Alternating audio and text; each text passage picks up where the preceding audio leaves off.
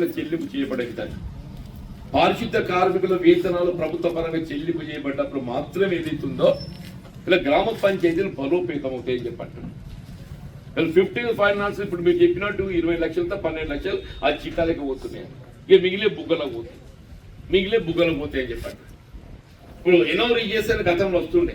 ఇప్పుడు ఎన్ఆర్ఈఎస్ కూడా ఏదైతుందో అవి వాస్తవంగా గ్రామ పరిధి లోపల ఏం పని చేపట్టాలనేది గ్రామ పంచాయతీ పాలక మండలి నిర్ణయం చేస్తుంది. ఇప్పుడు ఆ గ్రామ పంచాయతీ పాలక మండలి నిర్ణయం చేయవలసినటువంటి ఒక అంశం ఏదైతుందో గ్రామ పంచాయతీ పాలక మండలి సంబంధం లేకుండా మీరు వివో బిల్డింగ్ కట్టండి, కానీ ఏం కట్టాలనేది అవకాశం ఎవరికి నిర్ణయం చేసే అధికారం గ్రామ పంచాయతీ. అక్కడ స్థానిక అవసరాలు గుర్తించి ఏదైతుందో దేనికి ప్రాధాన్యత ఇవ్వాలి, ఈ ఎన్ఆర్ఈఎస్ కూలీలకు పని కల్పించడంతో పాటు ఏదైతున్నదో ఏ పని చేస్తే గ్రామం సౌలభ్యంగా ఉంటుంది, దేనికి ప్రాధాన్యత ఇవ్వాలంటే నిర్ణయం తీసుకున్నట్టు అధికారం ఏదైతుందో గ్రామ పంచాయతీలకు ఇవ్వాలి. ఆ విధంగా కాకుంటే మీదికి వెళ్ళే కలెక్టర్ గారు నిర్ణయం చేసి మేము ఈ పని చేస్తున్నాం మీరు చేయకూడదు అని చెప్పాక ఇక గ్రామ పంచాయతీలు ఎందుకు ఇవి స్థానిక సంస్థల అధికారాలు ఏమవుతున్నట్టు చెప్పంటుంది.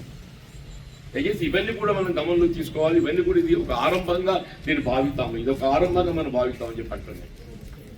ఇవాళ దీన్ని ఏదైతుంది ఇక్కడ మిత్రుడు రాజేంద్ర గారు చొరవ తీసుకొని ఇలా బాధ్యత కార్మికుల యొక్క వారి యొక్క బాధ్యతలతో పాటుగా వారి యొక్క హక్కులు కూడా వారికి తెలియజెప్పే విధంగా ఈ కార్యక్రమం నిర్వహిస్తున్నందుకు నేను రాజేందర్ గారిని ఇక్కడ పాల్గొన్నటువంటి డాక్టర్ సోదరులందరినీ కూడా మీ సమస్యలు ఏమి ఉన్నా కానీ చెప్పంటున్నాయి.